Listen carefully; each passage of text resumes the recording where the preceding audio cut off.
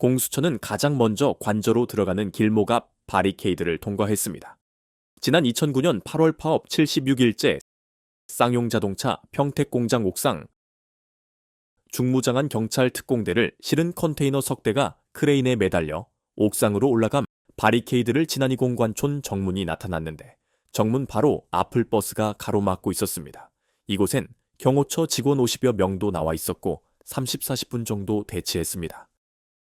체포영장 집행의 1차 저지선이었습니다.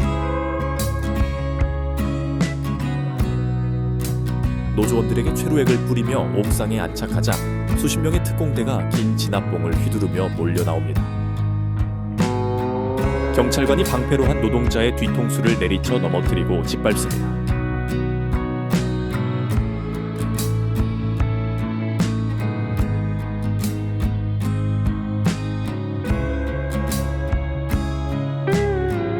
심지어 이미 저항 의지가 없어 보이는 노조원을 서너 명이 둘러싸서 수십 차례 밟고 내리기도 합니다. 대치 이후 관저 쪽으로 올라가던 공수처는 다른 버스 한 대를 더 마주했습니다. 경호처가 버스를 세워 물리적인 2차 저지선을 만들어준 겁니다. 이때 경호처 직원까지 막아서고 있었기 때문에 공수처는 옆 산길로 올라갔습니다. 대형 크레인 3대의 빈 컨테이너를 매달아 옥상을 청소하듯 쓸어버린 뒤 네테러 요원인 경찰 특공대를 컨테이너에 태워 옥상에 정역 투입했습니다. 테러범을 제압하도록 훈련된 경찰 최전계원들은 노조원들을 가차없이 짓밟았습니다.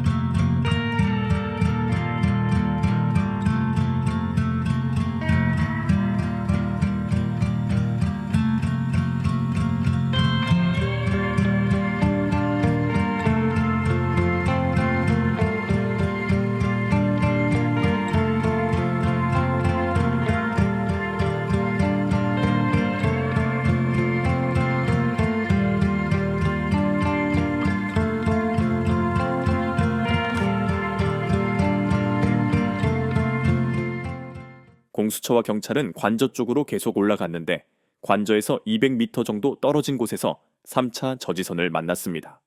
버스와 승용차가 10대 정도 서 있었고 경호처 인원과 군병력이 200명 넘게 팔짱을 낀 채로 막아서고 있었습니다. 크레인이 동원됐습니다. 그리고 경찰 특공대원들이 탄 컨테이너 박스를 옥상으로 끌어올렸습니다. 특공대원들이 옥상에 진입합니다. 본격적으로 철거민 연행이 시작됐습니다. 공수처는 이곳에서 물리적으로 이동할 수 없었다고 했습니다. 협의 끝에 결국 검사 3명만 그 틈을 뚫고 들어가 변호인을 만났고 체포영장을 제시했지만 윤석열을 체포하지 못했습니다. 다시 두 번째로 끌어올려진 경찰의 컨테이너가 막루 지붕 위에 내려졌습니다. 막루에서 화재가 발생한 뒤 불꽃이 새어나옵니다. 그리고 몇 분 뒤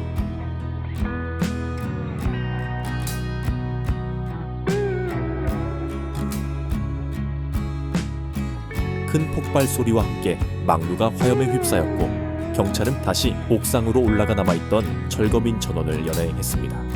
5명만 살았어요. 네, 가세요. 5명만 살았어요. 5명만.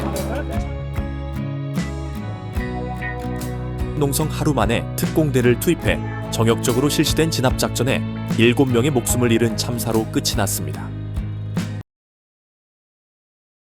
갑자기 공수처 관계자들이 다시 걸어나오는 모습이 포착됐습니다. 5시간 30분 동안 저지선을 몇 번이나 뚫고 올라갔지만 마지막 문턱을 넘지 못하고 빈손으로 돌아온 겁니다. 경호처와 군이 영장 집행을 지속해서 방해했는데 한 명도 현행범으로 체포하지 못했습니다. 인원 안전이 우려됐다고 밝혔습니다. 자주 보던 진압봉도 등장했습니다. 전남 포스코 광양제철소 머리를 맞고 쓰러진 노조원을 향해 경찰은 계속해서 진압봉을 휘둘렀습니다.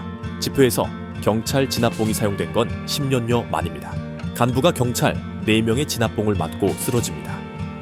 금속노조연맹 김준영 사무처장은 포스코 광양제철소 앞에서 장기 농성 중인 하청업체 노동자들의 협상을 촉구하기 위해 철탑 위에 올랐습니다. 생산성 향상에는 무관심하면서 정치투쟁, 불법 파업을 일삼는 과거의 특권 세력에게는 엄정한 법 집행이 필요합니다.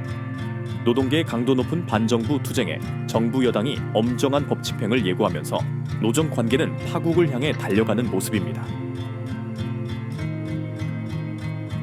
5시간 반 만에 체포영장 집행에 실패하자 이번엔 박종준 경호처장 등을 특수공무집행방해 혐의로 입건하고 출석을 통보하는 데 그쳤습니다.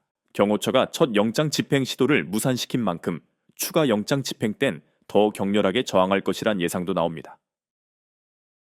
200명이 팔짱을 끼고 저항했던 경호처가 다음번엔 관절을 요새화하며 물리적 충돌 가능성마저 제기됩니다. 공수처는 왜 일을 이렇게 합니까?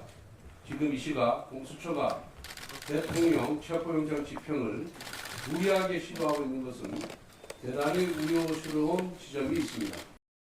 그런데 사실 이 경호처에게 직접적인 지시를 내릴 수 있는 사람은 최상목 대통령 권한대행뿐입니다. 그런데 최 대행 측은 이 법과 원칙에 따라서 관계기관들이 잘 처리하길 바란다. 이런 원론적 입장만 밝히고 있는데요. 이런 상황에서 공수처는 공을 이 최상목 대행에게 넘겼습니다.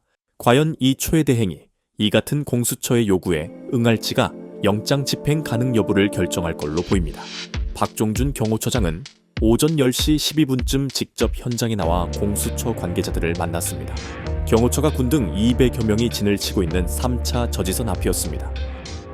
공수처는 이 자리에서 윤 체포영장을 제시하며 박 처장에게 진입로를 열 것을 요구했습니다. 하지만 박 처장은 경호법을 들며 공수처와 경찰을 막아섰습니다. 그러자 경찰은 박 처장을 특수공무집행방해 혐의로 긴급 체포하자는 의견을 공수처에 낸 것으로 확인됐습니다. 박 처장을 현장에서 체포하면 경호처의 저지선을 뚫을 수 있을 것으로 판단한 겁니다. 하지만 공수처가 반대한 것으로 드러났습니다. 이에 대해 공수처는 당시 대치 상황과 현장 인원 등을 감안해 판단했다며 현장에서의 불상사를 최소화해야 하다는 방침이었다고 설명했습니다. 박찬대 원내대표입니다. 윤석열 체포영장 집행 중지에 대한 입장을 밝히도록 하겠습니다. 공수처가 내란 속의 윤석열 체포영장 집행을 중지했습니다. 매우 유감입니다. 국민께서는 오늘 상황을 지켜보면서 윤석열의 찌질함과 구질구질함을 다시 확인하셨을 것입니다.